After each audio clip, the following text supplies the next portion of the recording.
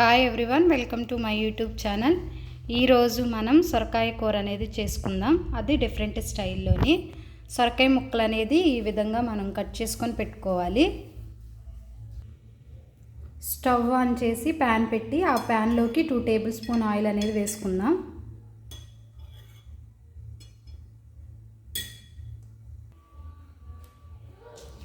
అలానే పోపు దినుసులు కూడా వేసుకుందాం. కట్ చేసుకొని పెట్టుకున్న ఉల్లిపాయలు, కరివేపాకు కూడా వేసుకుందాం. నేను ఒక 2 స్మాల్ సైజ్ ఆనియన్స్ అయితే తీసుకున్నాను. వీటిని ఒకసారి కలుపుకుందాం.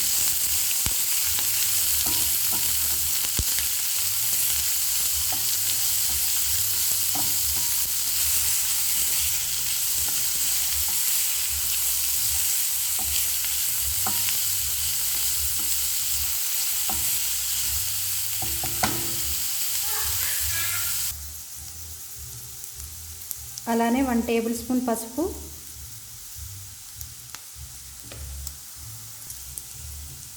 1 టేబుల్ స్పూన్ సాల్ట్ అనేది వేసుకుందాం. వీటిని ఒకసారి కలుపుకుందాం.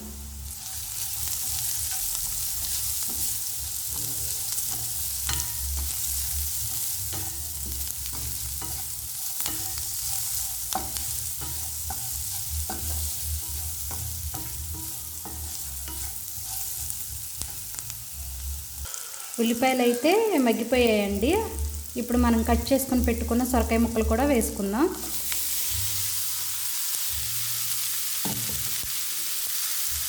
వీటిని ఒకసారి మనం కలుపుకుందాం.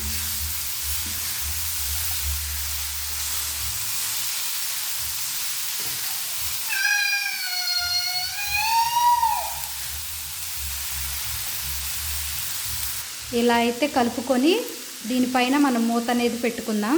ఈ సొరకాయలోని వాటర్ అంతా పోయేంత వరకు మనం ఈ కూరను అనేది మగ్గించుకుందాం.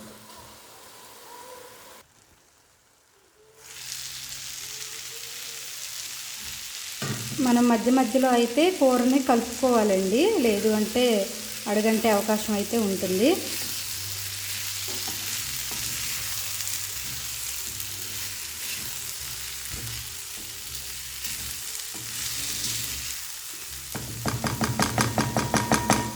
ఇంకా ఈ ముక్కలు అనేది ఉడకాలి. సో మనం మూత పెట్టుకొని ఉడికించుకుందాం.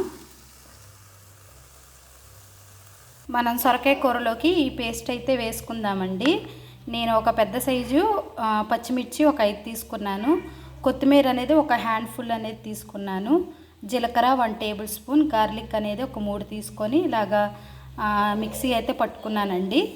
మనం సొరకాయ కూరలోని ఇంకా కారం అయితే వేయం కాబట్టి ఈ పేస్ట్ అనేది మనం సొరకాయ కూరలో వేసుకుందాం. మీ స్పైసీకి తగ్గట్టు పచ్చిమిర్చి అనేది వేసుకోండి. సో నేనైతే ఈ పేస్ట్ అనేది ఒక సగం అయితే వేసుకుంటున్నాను. ఒకసారి కలుపుకుందాం.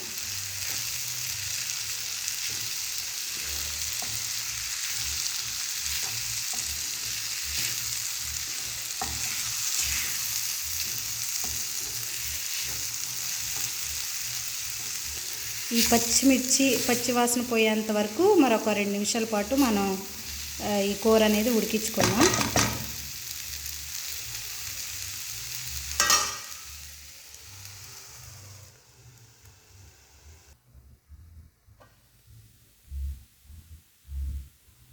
ఇప్పుడు మనం ఈ కూరలోకి కాచి చల్లార్చిన పాలైతే నేను ఒక గ్లాస్ తీసుకుంటున్నాను.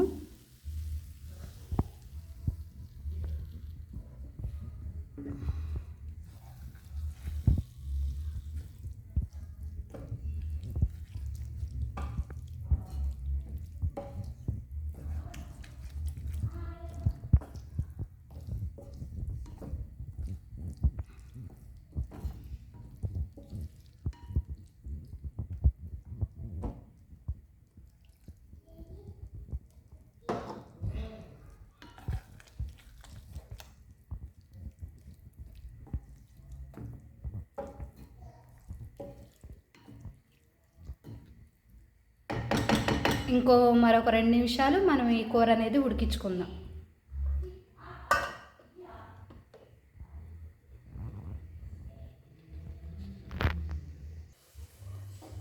కూర అయితే ఉడికిపోయిందండి.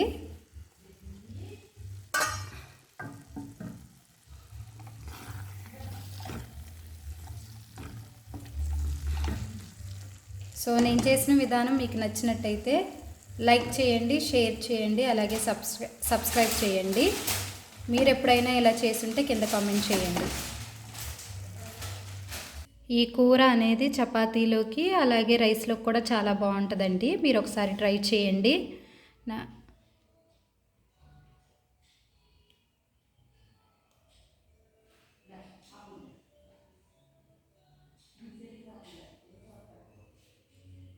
Thanks for watching.